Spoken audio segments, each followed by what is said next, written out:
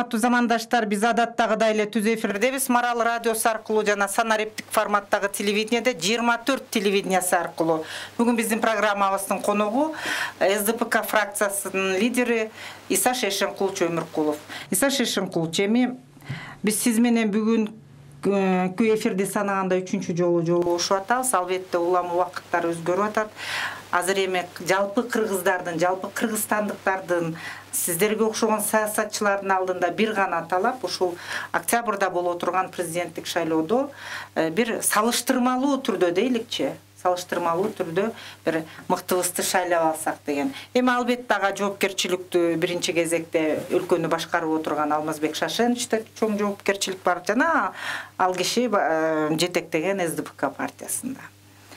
Бүгүнкү күнгө чейин СДПК партиясы Сооронбай Шариповичти Жээнбековду көрсөттүңөр президентке. Талапкер болот деген имиш чыгып атат, съезд боло элек.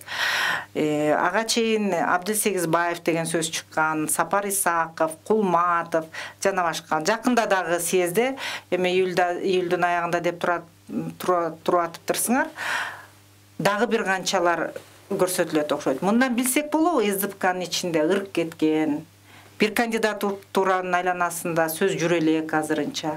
Бул табигый нерсеби же бул дагы эле башаламандыкпы? Бул эми туура суроо. Биз тарыхый бир чоң сыноонун алдында турабыз. Бизде ушул баягы тынчтык жол менен шайлоо өтүп, биз ажообузду, жаңы ажообузду шайлайбызбы деген суроо ар бир бүгүн мен кыргызмын, мен кыргызстандыкмын деген жарандын оюнда турат, көңүлүндө турат. Ушул татыктуу, жакшы, бүт жаанын төп келишкен, тажрыйбалуу, элдин баарын башын кошо турган, бириктире турган, бөлүнтпөй, жарынтпай, ошо менен бирге экономикалык, социалдык маселелерди жана тышкы саясатты бийик деңгээлде апара турган президент керек. Буга эми мына бүгүн көп саясий партиялар мындайча айтканда ушул узак ат чабышка түштү. Шайлоого туура 4 ай калды. Шайлоо өткөрүлө турган дата белгиленди. Эми ошонун арасында биздин партия да бар. Эми партиянын ичинде албетте ар кандай пикир болуш керек. Эгерде баары эле бир пикирдебиз, бир эле ойдобуз деп айта турган болсонда өз-өзгө калп айткан болобуз. Себеби демократиянын эгерде ушул демократияны терең түшүнсөк, эгерде ушул демократия бар дей турган болсок, ар бир адам, ар бир жаран өзүнүн оюн айтыш керек. Саясатчылар да ушундай болуш керек. Эгерде бүгүн жаап жашырбай айта турган болсок, ошондо мен ойлойм, эл дагы жакшы түшүнүп, бир топ баягы көмүскөдө жаткан маселелер дагы элге маалымат бериш керек. Эми биздин партия жөнүндө сөз баштаганыңызга байланыштуу, албетте биздин партия дагы мүчөлөрдөн турат. Биздин партия республикадагы эң улуу партиялардын бири. Партиянын курамы түзүлгөндөн бери ар кайсы мезгилде, ар кайсы кырдаалдарга ылайык өзгөрүп келди. Бир жагынан асайып атсак, бир жагынан көбөйүп, бир жагынан кошулуп, мына бүгүнкү күнгө чейин келдик.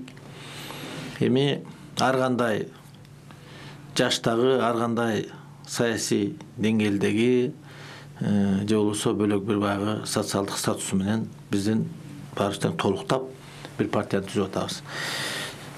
Партиянын ичинде баары эле бир пикирде ушул сунушталып аткан кандидатты колдойбуз деген пикирге келелек деп айтсам мен туура болот да.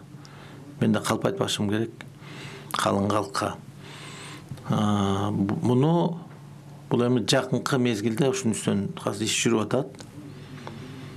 Баарыбыз чогулуп туруп, съезд өткөндөн кийин ошондо конкреттүү түрдө ким экенин ошондо айтабыз. Шешенкулович, эртең биздин өлкө башчысынын Россия Федерациясына расмий визити башталат. Бул мамлекеттик визит деп аталат. Ал расмий визиттен алдаганча жогору деңгээли да жогору өтөт.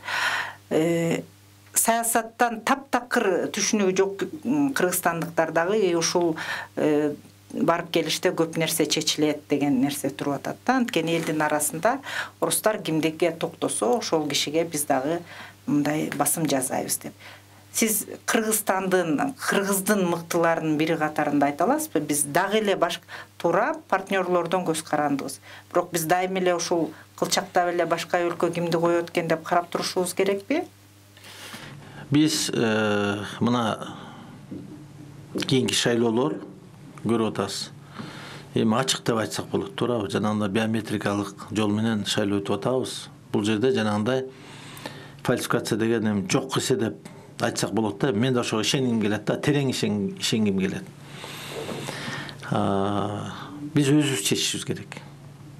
Өз киндигибизди өзүбүз чечишибиз керек. Мамлекет бизге керек. Мамлекеттин келечеги бизге керек. Анан өзүбүз чечишибиз керек. Бул биринчиден. Экинчиден, албетте, биз өзүбүздөн өзүбүз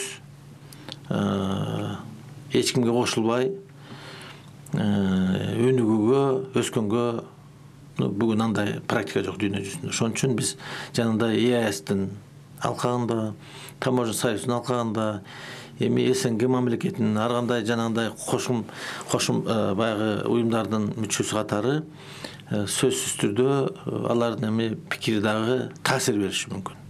Мен ушуну айтар элем. Алардын пикири да таасир бериши мүмкүн. Аларды сыртка кагууга акыбыз жок, э? Ооба, аларды эми сыртка кагып, же болбосо мындай алар менен бул маселе боюнча кандайдыр бир тирешүүнүн кереги жок. Эми биз аз эле калппыз да, биз мыктыларыбызды өзүбүз эле билебиз. Мына Сооронбай Шарипович айтылды, ага чейинки жана фамилияларды эми массалык маалымат каражаты акыры өзлөрү билдирүү жасап биз барбайбыз деп токтошту да. Мындай карап келсек, сиз анан азыркы спикердин айланасында сөз жүрүш ыктымал. Анткени эгерде биз СДПКны партиянын ичиндегилер менен карасак, парламентте отургандар менен, эми бычакка сап кишилер абдан аз. Ошон үчүн чыныбай акынчты да биз угуп атабыз. Массалык маалымат каражаттары тарабынан дагы барат экен деп. Сиз өзүңүз коесузбу? Сиздин кандидатураңыз талкууланабы? Эми бычакка сап деп, аз деп айтканда мен алысмын, себеби СДПКдан дейм. СДПКнын ичинде дагы мен ойлойм, бир топ эми белгилүү саясатчылар да бар, жаштар да бар дегендей. Ар кандай болушу мүмкүн. Ошон үчүн азыр эми ар кандай сөз болуп атат, болом дегендер болуп атат. Мына ушул маселенин барында мен дагы ачык ушу жакын карады айтам. Мен ойлойм, съезд буга мындайча айтканда чекит коет деп. Жакында Азаттыктын клубунда жакшы маек болду сиздин катышууңузда. Ал эми жаштар жакшы суроо беришти. 60 жаш юбилейиңизде досторуңуз, классташтарыңыз биригип аргымак тартуулаган экен. Сиз ал аргымак баккандардын бизде мыктылардын арасына киресиз. Ошол аргымакты карап кандай аргымак бериптир сизге? Эми ушул интервьюга чакырганда ар дайым эле саясий суроолорду бербей, ушундай баягы турмуш, жашоо деген суроо бергениңизде чоң рахмат. Эми жылкы деген жакшы жаныбар. Ушул жылкы менен эми баарына эле белгилүү го, биздин радио угуучулардын баарына тең эле. Көптөн бери алектенем, жылкыны жакшы көрөм, жылкы баласын. Ошого байланыштуу берген белеги дагы досторумдун ушул араб пародасындагы 3 жаш жакшы мындай жерепчикти тартуу кылышты. Эми ал жылкыны карап эле тургум келет. Негизи кооз жылкылар, бул араб таза жылкылары сулуу да, мындайча айтканда. Жакшы баягы жерди кашка, кыргызча айтканда алаяк. Атынан карап эле тургум келет. Демек төлгө катары жакшы эле жылкы берилген экен да. Эми жакшы эле. Сашешин кылч. Мындай досто эми силер баягы бийликтин чоң жогорку жагына чыгып алып ойлойт болсуңар керек, мындай жөнөкөй эл аны менен жашабайт деп. Жөнөкөй эл абдан маалыматы күчтүү азыр, анткени маалыматтык технология ошого алып баратат. Ошол себептен бул суроону бербей койсом дагы туура эмес болуп калат го. Азыркы Алмазбек Шаршанович менен силер жакшы кан досторсуңар. Көп жылдардан бери өзөңгүлөш келаткан, ошол эле учурда жакшы соратниктер, бири-бириңердин төрүңөрдө ар кимиңердин ордуңар. Ушундан улам достордун, күчтүү достун көлөкөсүндө калыш кандай экен? Эми бул сонун эки жагы бар да. Бул багы мындайча айтканда калаждын жагы да бар, балким ушул терс жагы да бардыр, бар чыгар. Туура, эгерде дос катары эми көп баштан нерселерди өткөздүк, көп кыйынчылыктарды өткөздүк десек болот. 2000 жылдан бери мындайча айтканда бийликке, мындайча айтканда мына мен ушул Атамбаевдин досу деп Акаевдин учурунан баштап мындайча айтканда бийликтин баягы жаман көзүнө мындайча айтканда же болбосо кара тизмеге илингем да. Мына 2000 жылдан баштап 2000 жылкы шайлоодон көпчүлүк голос менен добуш менен утсам дагы 5-6 ай сот аркылуу ошо мандатты тартып алууга аракеттенген. Мына ошондон башталган. Атамбаевдин досу деп. Андан кийин келе берип революция болду 2005 жылы. Анан кийинки бийлик келди. Ал бийликтин учурунда дагы баштаганда жакшы баштагансыган, бирок баягы эле жолго түштү. Аны эми сиздер жакшы билесиздер. Элдер, жалпы эл да жакшы билет. Дагы оппозицияга кеттик. Ал мезгилде дагы көрбөгөн мындайча айтканда кыйынчылыкты баштан өткөздүк. Митингдерди билесиздер. Анан ар бирибизден терип аркабыздан да түштү. Прослушка деген, слежка деген артыбыздан, телефонду укмай, үйдү кайтармай, жанагындай иш козгоп коркутмай. Мисалы үчүн мен үйүмдү да жардырышты. 80-ге чыгып калган апама да иш козгошту, свет урдап атат деп. Эми бир тойлы кызымды, анын баарын өткөздүк. Ушул чындык үчүн деп, калыстык үчүн деп, ушул мамлекет үчүн деп. Анан кийин Атамбаевдин мезгили келди, президент болду, революция болду, андан кийин баарыбызга белгилүү. Андан кийин президенттин досу болуп калдым. Значит, досу болгондон кийин бул досун жылдырып атат, досун мындай кылып атат деген эле мындайча айтканда эл арасы сөз болуп калат да. Эми мен илгертен келген өзүмдүн баса өткөн жолуңуз. Өз жолум бар да. Мен эч кимге независимо дос болсо дагы, душман болсо дагы ар ким өз жолу менен келет да. Мен дагы ошол канча жылдан бери совет маалынан бери билим алып, тажрыйба алып, иштеп, комсомолдук, партиялык иштерде, анан депутат болуп өтүп, мунун баары тең ал мен өзүмдүн эмгегим деп ойлойм. Аягында келип досу деп, бирдеме болсо досу деп, экинчи болсо досу деп, албетте бул терс жак. Анан мен мындай жыйынтыкка келдим. Бул президентке душман же баягы оппозицияда болуш жакшы эмес экен, дос да болуш жакшы эмес экен. Дос болгондо азабын тартып атасызбы? Эми дос болгондун азабын тарткан жокмун. Кудай сактасын, бирок эми бүгүнкү күндө мисалы үчүн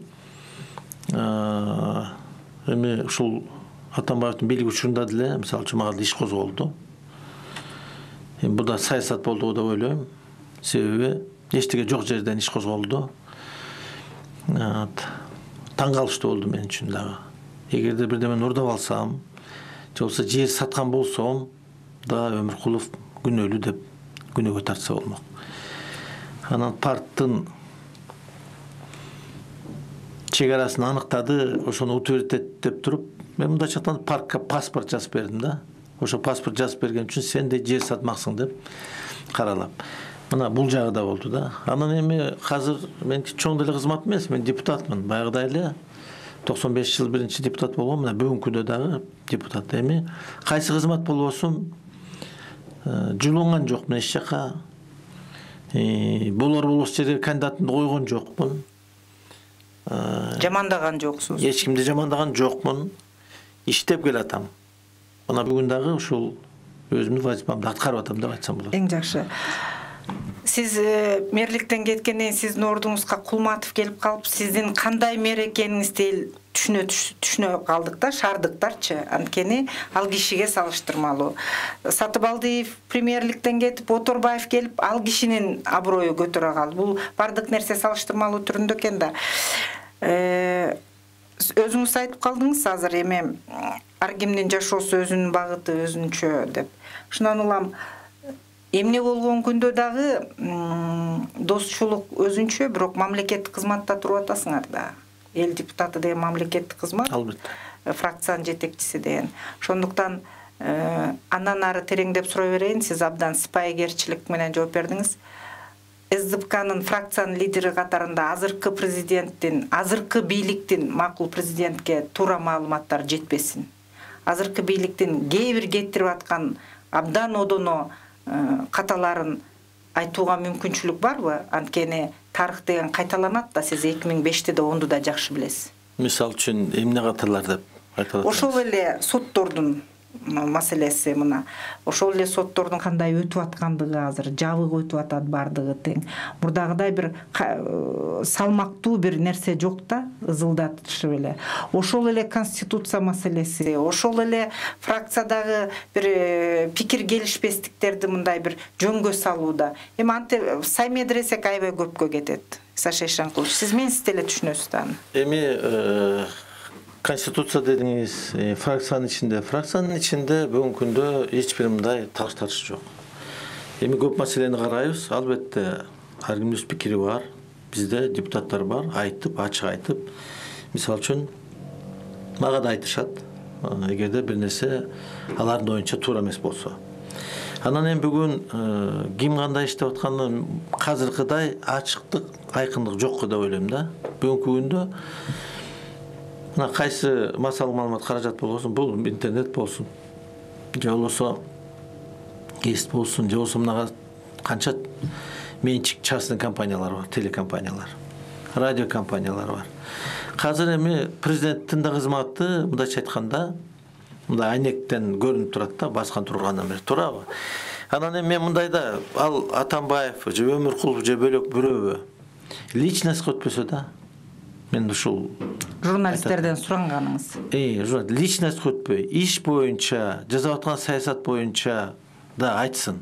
Анда бир суроо берейин, мына Госрегистр мамлекеттик каттоо кызматы азыркы учурда абдан маанилүү кызмат, буга чейин да Сарпашевдин үстүнө иш козголот, козголбойт, анан козголуп анан бошоттук деп 3 ай, 4 ай бул кызмат бош турду, жетекчиси. Канча маселелер чыгып атты. Анан өткөндө ал киши таптаза экен делинди дагы чыгып кетти. Эми сиз мага караганда мамлекеттик кызматта шундуктуудай тажрыйбаңыз бар кишисиз да. Өзүңүз ойлоп көрсөңүз, мына чеке ал жерде ошол эле жерден бүтүрүп, болсо далилдеп келсин, болсо мындай деп туруп, эми ал килейген азыркы стратегиялык объект чын-чынына келгенде иштете берсе болот беле же кадр жок беле? Мен Сарпашев жөнүндө айтайын, мен жакшы билем. Сарпашевдин эмгегинди унутпаш керек. Сөзсүз. Биометрикалык биздин добуш берүү, ошол биометрикалык системаны киргизүүдөгү кызматы зор. Мына ошонун аркасы менен бизге мындайча айтканда таза шайлоо келди. Албетте ал бийлик, президент баш болуп, бага көзөмөл кылып, багыт берип, баягы мындайча айтканда тапшырма берип. Бирок аткарыш керек да. Бүгүн көптөрү аткарылбай атпайбы? Эми Сарпашевди күнөөлөгөн, баягы күнөөгө койгон соттор, прокурорлор угуп туруңуз, иш козгоп, мен ойлойм туура эмес иш козголду. Себеби жанагы арестте турган жерде сот чечим чыгарган. Соттун чечимин Сарпашевпи бөлөкпү аткарыш керек. Ал жерде эгерде Сарпашев соттун чечими болбой туруп регистрация кылган болсо, Сарпашев ошондо гана жоопко тартыш керек болчу. Анан кийин ал жерде күнөө жок Сарпашевда. Мен дагы жолу айтайын. Туура эмес иш козголгон. Анан эми бул саясатташып кетти да. Сарпашев тегерегинде мындай кылган, көп эл анын мындайча айтканда баягы чөө жайын анык билбейт да. Анан мына ошо жерди мыйзамсыз регистрация кылган деген сөз менен эле баягы мындайча айтканда аябай мындайча айтканда раздули да. Эчтеге жок жерден. Анан кийин бир ай өттү, ал кызматтан четтетилди. Эми ошол комиссия иштеп, мына бул жерде уже өкмөттүн өзүнөн сураш керек, премьер-министрден. Эмне үчүн ыкчам текшерип туруп, же бар же жок деп айткан жок. Ошо комиссия түздү, тыптынч болду, анын дарегин биз да уккан жокпуз. Анан мына канча ай өттү дагы, анан эми арыз жазып кеткенге эме болду. Ошон үчүн мен ойлойм, Сарыпаштын кеткени... Эми СДПКдан келген да, өкмөттүн башчысы дагы. Эми кимибиз кайдан келсек дагы, биз өзүбүздүн баягы ыйгарым укукту аткарыш керек. Бул премьер-министрге да тиешелүү. Сиз СДПКда биз мисалы үчүн суроо жүйөлүү, туурабы? Жүйөлүү суроо, туура. Саша Шынкулович, акыркы кезде мындай жана врачтардын арасында да, докторлордун арасында да врачебная этика деген бар. Ошол эле сыяктуу мамлекетчил кишилерде, мамлекеттин баягы башкаруу системасында отургандарда ошондой этика болуш керек. Туурабы? Мына жакында өкмөттүн чабал экендигине, кечирип коюңуз, чабал премьер-министр отургандыгына, азыркы премьер жөнүндө сөз кылып атабыз. Буга чейинки премьерлердин акыбалы ал өзүнчө кеп. Ошол эле кезде сөз болгон, бирок ошол кезде Мыйзам чыгаруу палатасынын спикери ал жерде эч качан унчукчу эмес. СДПК фракциясы да унчукчу эмес. Ал жерден кыйкырган эле байкуш Атамекен болчу, же бир бул болчу. Ошондуктан анан жакындан баштап эле парламентте өкмөткө улам эле байма-бай сындар айтыла баштады. Муну кандай түшүнсөк, чын эле өкмөттүн иши жараксыз экендигин эми-араң билип атасыңарбы, же? Эми андай жараксыз деп айтуу туура эмес болуп калат бир аз, бирок мүчүлүштөр бар, жетишпегендиктер бар, бир топ айта тургандагы, мындайча айтканда, причиналар бар. Ошону айтып атабыз. И менимче айтыш керек. Баягы көрүп турсаң антип айтпайсың. Анан таарынабы, таарынбайбы өтө второй, экинчи иш да. Ошон үчүн сын пикирди айтыш керек. Иштин илгерилеш үчүн, иш үчүн. Эгерде алар аткаруу бийлигинде турса бүгүн, алар ошол өзүнүн кызматына байланыштуу ошондой бийик деңгээлде иштеш керек. Себеби азыр убакыт да тар. Мезгил да ушундай учуп атат зымырап. Көйгөйлүү маселелер күндөн күнгө көбөйүп атат. Эгерде чечпей отура берсе, ал көйгөйлүү маселе көбөйүп ал өзүнчө бир көчкү болуп калышы мүмкүн да. Анан көчкүнүн алдында калып калышы мүмкүн. Туура. Саша Шынкулович, сиз эми табигатыңыздан ушундай адамсыз, сиз эч качан мындай кардиналдуу түрдө же болбосо мындай радикалдуу түрдө бир нерселерди эч качан жамандабайсыз. Эч качан баш отуңуздан кирип алып эч кимди мактаган эмессиз. Эми Аскар Кайшын учурунда деле Кудайга шүгүр жакшы кызматтарда жүрдүңүз. Ушундан улам бүгүнкү өлкөнүн акыбалын бир кыргыздын жакшы мырзасы катарында колуңузду жүрөгүңүзгө алып көп нерсе колдон түшүп баратат деп айтып, анан ошол колдон түшүргөн нерселерге сиздин да жоопкерчилигиңиз бар экенин айта аласызбы? Эми жарга такып атасыз да. Эми морал жагынан бар ооба. Бирок техника жагынан эгерде менин көз карамагымда түз байланыштуу иш болсо, албетте мен жооп беришим керек. Мен иштеген жерлерим баары тең, эми жакшы белгилүү. Ушул ызы чуу болот да дайым. Анан эмне үчүн ызы чуу болот? Себеби мен аласа бересе кылбайм эч ким менен. Ачык эле айтыш керек да. Ишимди так аткарганга аракеттенем. Анан эми так иштеп жакшы деген дагы жакпай да калышы мүмкүн экен да. Ошон үчүн мен ойлойм, бул жерде көп мындай комплекстүү проблемалар бар да. Мисалы үчүн бир нерсени айтып кетейин, бул кадр маселеси.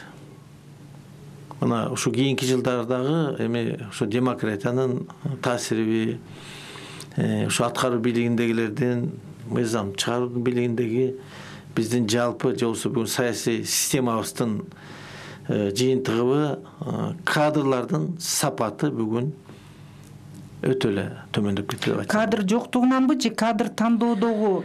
Кадрды даярдаш керек биринчиден. Анан кийин аларды өзүнүн жөндөмдүүлүгүнө байланыштыруу ошондой кызматтарга коюш керек. Подбор и расстановка деп айтылат. Ушу илгертен бери коммунисттик партиянын учурунда да буга мындайча айтканда зор маани берилген. Мен сизге аябай ыраазымын, анткени бийлик тарабынан келген кишилер бул суроодон абдан катышат да, эч качан ачык айтпайт.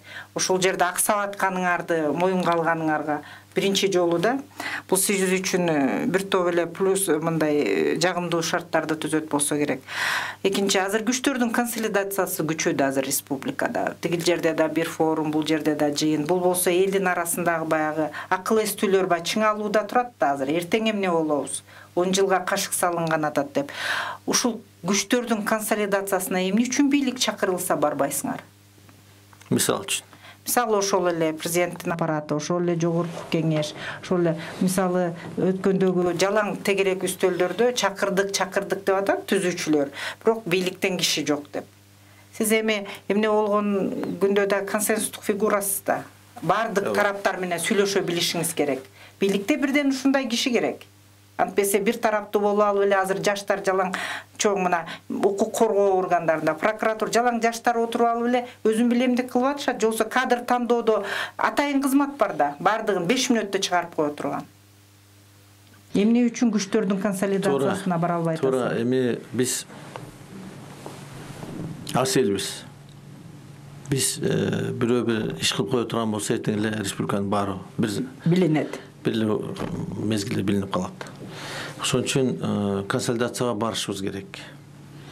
Жанагындай форумдар болуп атканы эми ал форумдар болгон жакшы, ачык болгон жакшы. Багы мындай көмүскөдө болуп, жаап жакшырып, көрүнгөн жерде чогулуп кандан көрүү мына бүгүн ачык ошондой форумдар болуп атканы бул жакшы көрүнүш. Себеби элдер өз оюн ачык айтып атат.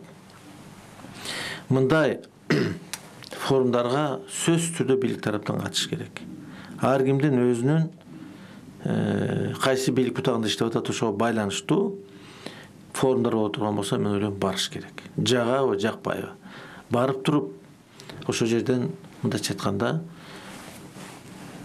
ийри отуруп түз маселе чече турган адамдар болуш керек.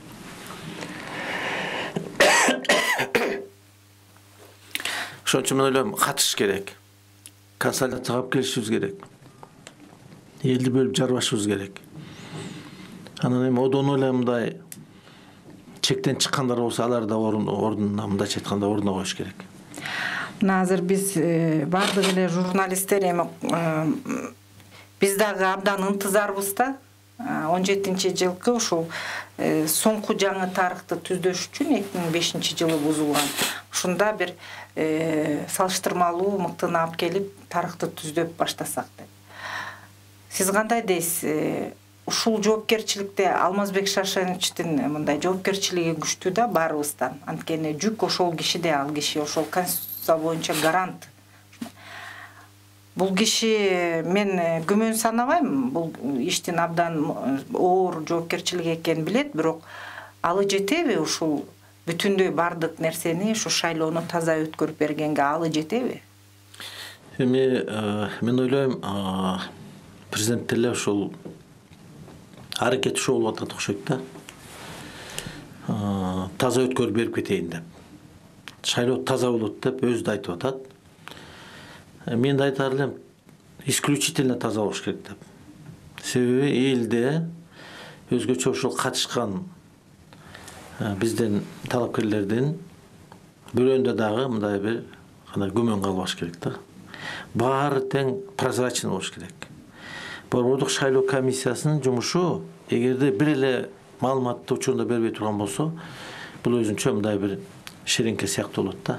От жанып кетиши мүмкүн. Ошон үчүн ушундай кырдаалды президент түшүнүп турат. Мен ойлойм болгон күчүн жумшайт, тынч шайлоону таза өткөзүп бергенге. Андан бирок жол жок. Эгерде эле бир потасовка, эгерде эле бирөөгө тарткан болсо, эл өзү эле көрүп турат да. Ким өттү, ким өткөн жок. Мына азыр түштүктө элдин арасында мындай сөз жүрүп атат. Түндүктөн келген кадрлар, азыркы аты чыгып калгандар, ошол эле Темир Аргынбаев, ошол эле Өмүрбек Токтогул, ошол эле түндүктөн чыккандар үчүн абдан чоң маселе түштүктөн ала алышпайт деп атышат, добушту. Ошондой эле түндүктөгүлөр. Түштүктөн түндүктүн эле эми Курманбек Салишти унута элек да азырынча. Ошондой эле шартта. Кандай дейсиз? Акырында түндүк түштүктөн бирден эле фигурага алып калышы этималбы? Мен эми мындай деп айтат элем, мындай пикирге кошулуп айт элем.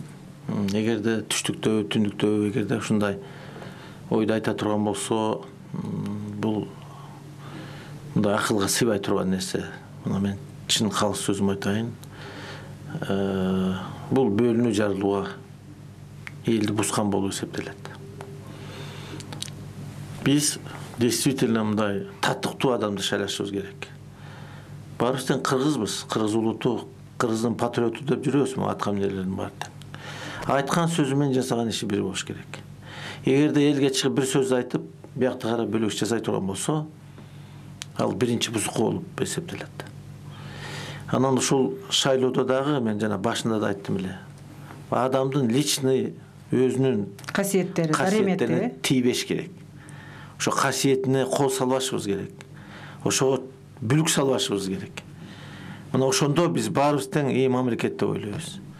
Эгерде бөлүнө турган болсо анда жакшы болбойт. Саша Шынкулович, негизи эле биздин ата-баба мындай көпөстөрдү, содагерлерди журт башына алып келген эмес. Тарыхта жок андай нерсе. Азыр эми мындай карап көрсөк таарынышпасын эч кимиси, баары эле бизнесин акчасын сырттан жасагандар да туурабы, Мына азыркы атат алгандардын бир тобу. Ушул форматта кандай кылыш керек кыргыздар? Кыргыздардын тагдырын кыргыздар гана чечет, башка бирөө чечпейт. Эми мындай көрүнүш бар. Мен ойлойм ушул биздин эгемендүүлүк алгандан берки шайлоодо көрүндү. Мына 95-жылкы биринчи шайлоодо мындай көрүнүш жок болчу. Анан 2000-жылкы экинчи созувда, экинчи чакырылышта жогорку кеңештин ошондо башталган. Барган сайын өөрчүп баратат тилекке каршы. Мен өзүм дагы ушул кийинки шайлоодо байкап калдым. Бир айылдан жаштар чогулуп алып, ким канча берет деп турду. Ким канча акча берсе, ошого баланча добуш бар деп. Бул Кыргызстандын келечеги болбойт. Эгерде ушундай темп менен кете бере турган болсок. Биз мамлекетти сатканга барабар болот. Өзүбүздүн аброюбузду, өзүбүздү мындайча айтканда ушул келечегибизге бычак салып атабыз да. Мындай көрүнүштөн алыс болуш керек. Бирок ушу эмне болсо ошо болсун, мен 1000 сомун алып алайын, 2000 сомун алып алайын. Эмне болмок эле добуш берет. Акыры эмне болот? Акча менен келишет. Акчаны чачып келгенден кийин ал бирөөнүн атын атагым келбейт. Эмне кылат? Бул өзү эле көрүнүп турат да. Эң болбогондо кеткен акчасын жыйнаш керек да. Кантип жыйнайт? Баягы 1000 сом алган эменин үстүнөн 5000 сом алат.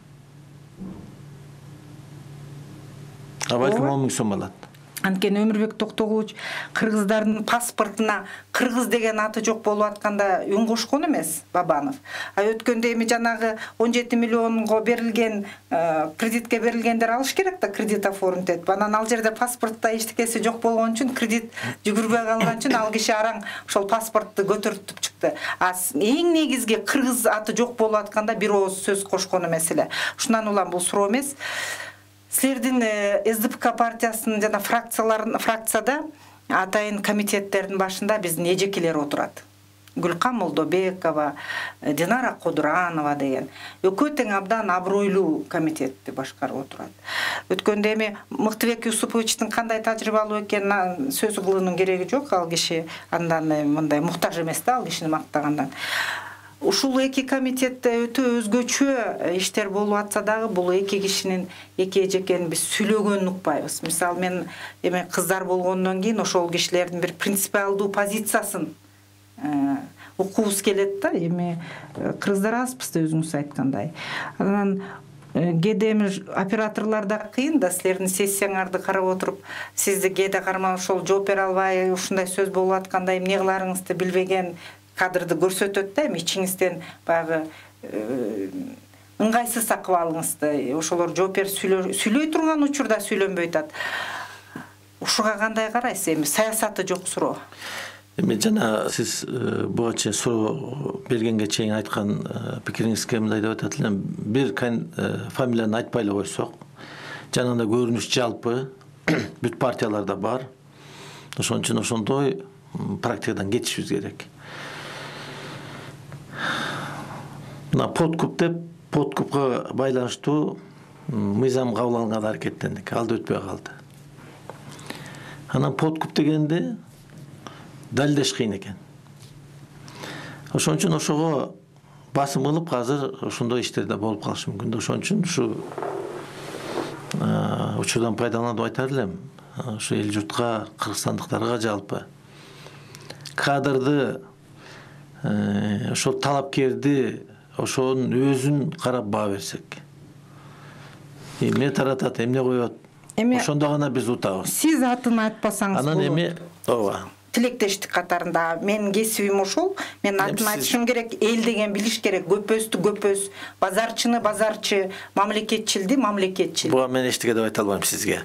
Андан жогоруда берген сурооңузга жана Сакин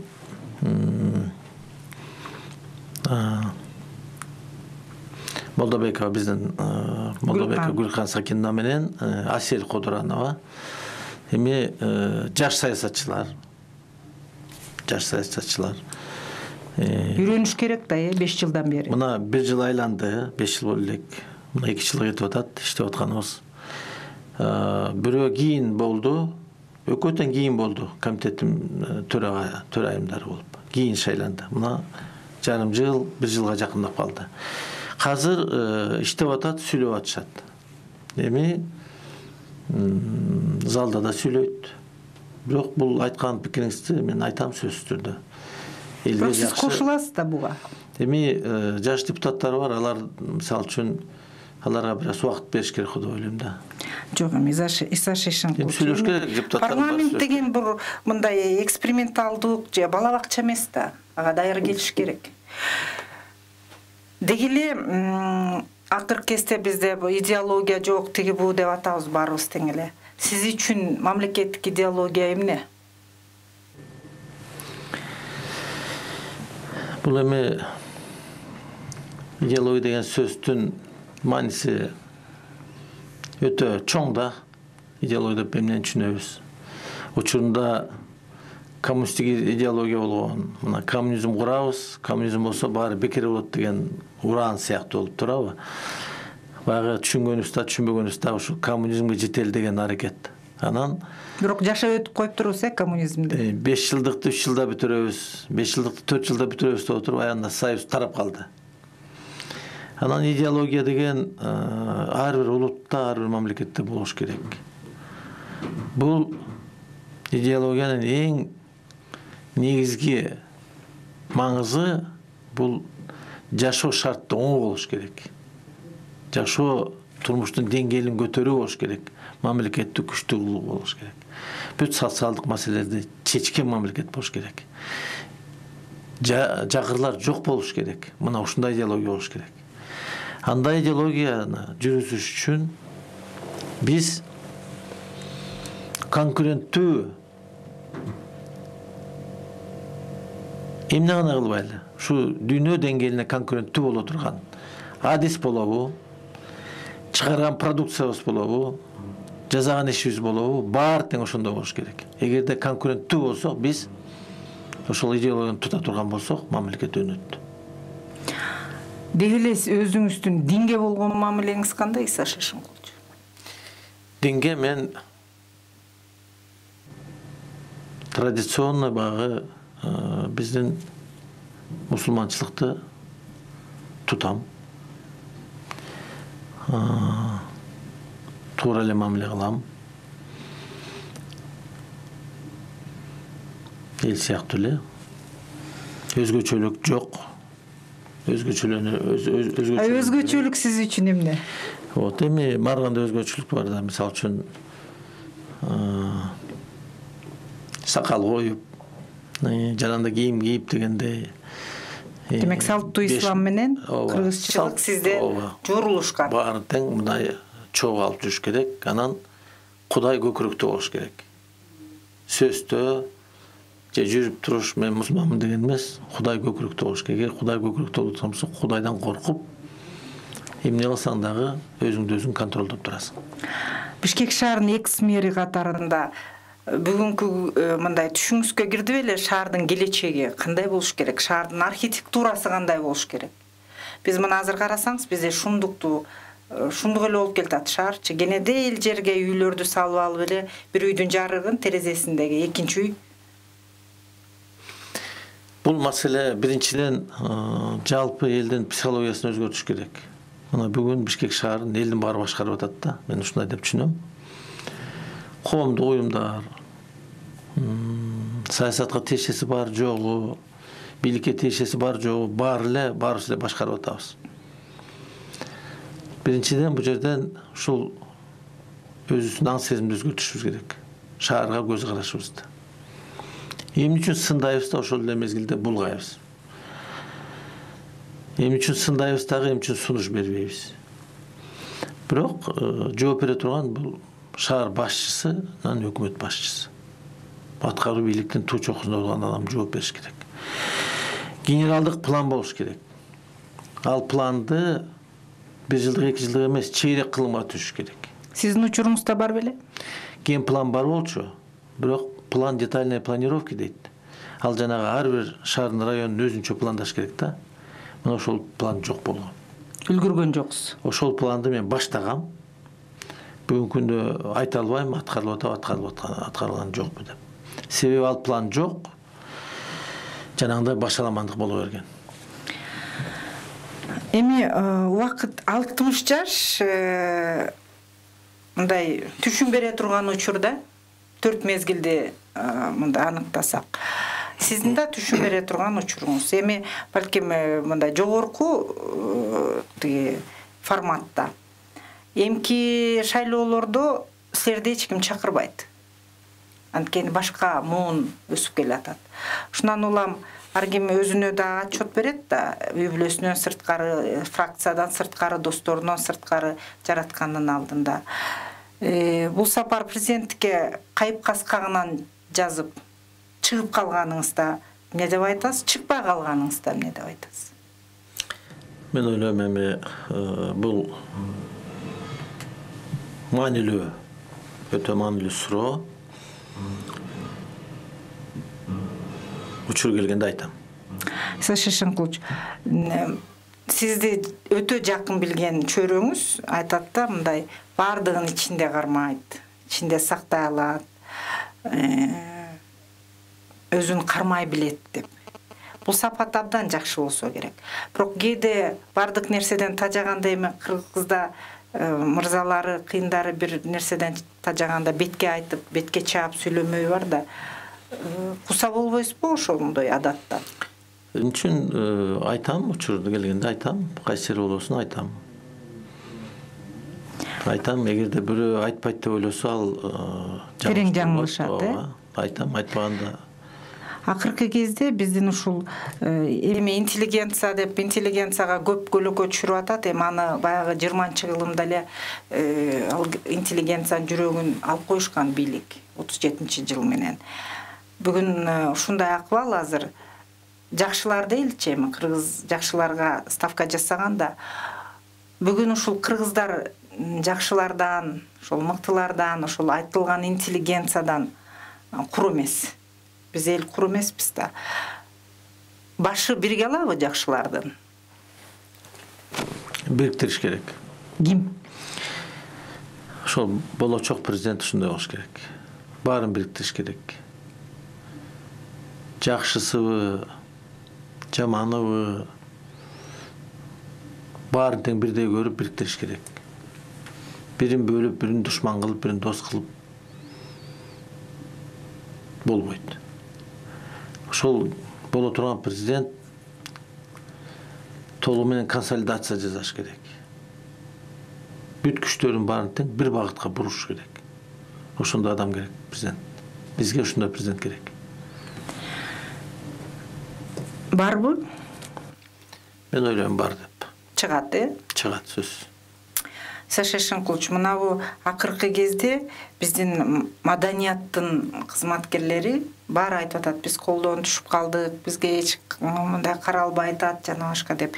Негизи өзүн сыйлаган улутта мыктыларын абдан, айрыкча ушул маданияттагы, адабияттагы, искусстводагы адамдарын аябай жакшы колдошкон да.